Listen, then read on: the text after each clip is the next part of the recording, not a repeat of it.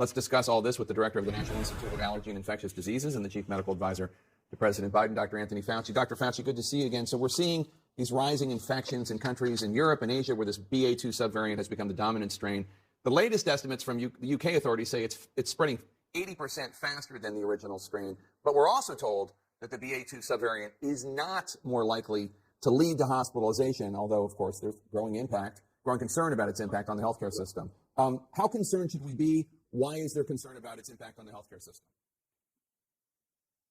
Well, first of all, what happens with us is that we generally follow what goes on in the UK by about 2 to 3 weeks. So we better pay close attention to what's going on there. They are correct.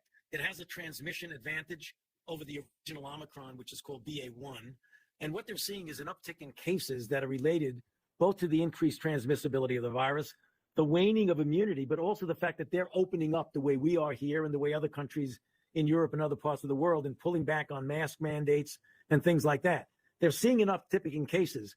I've spoken to them multiple times over the last week or so, and what they are seeing now is not an increase in severity of disease. For example, their ICU bed usage, their intensive care unit bed usage is not up, and the overall mortality, the overall all-cause mortality is actually down. So it's a very interesting situation where the cases are going up, but it does not at this point in time appear to be any degree of severity. So when you ask me, do we worry about it? Well, we certainly are concerned, because I would not be surprised, Jake, if that in the next few weeks, given the fact that we've begun to open up and we have an increase in the BA2 variant, that we'll be seeing an increase in cases. Hopefully, that's not associated with an increase in hospitalization and severe disease. Yeah, and as we've all learned, the most important indicators are hospitalization and mortality, death, because a case could be somebody who tests positive but is asymptomatic or has mild symptoms. Flexible, and if in fact we do see a turnaround and a resurgence,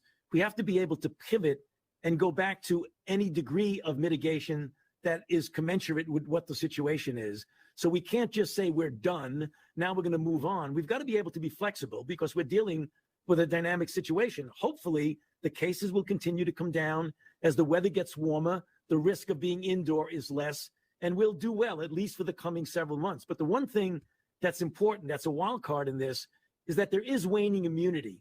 And we got to make sure that those people who've been vaccinated get boosted. Only about 50% of the people who are eligible to be vaccinated have gotten their boost. And we still have only 65% of the total population fully vaccinated. If we want to be able to have a buffer against the possibility of there being a resurgence, there are things that we can do right now about that. Is there a number, a percentage in terms of, I think we still have more than 1,000 deaths in the U.S. every day due to COVID. Do we know what the percentage is of individuals who are in the mortality count who are not vaccinated at all, or who are vaccinated but not boosted? That seems like common sense, but I don't know that we have those numbers. We do. Okay. Jake, we definitely have those numbers. If you look at the percentage of people per 100,000 who are hospitalized and or die, and compare the unvaccinated with the vaccinated boosted, the line split dramatically, like, 100 and something per 100,000 compared to 20 something per. I don't have the exact numbers, but they're striking in the difference between the vaccinated and the unvaccinated. There's no doubt about that.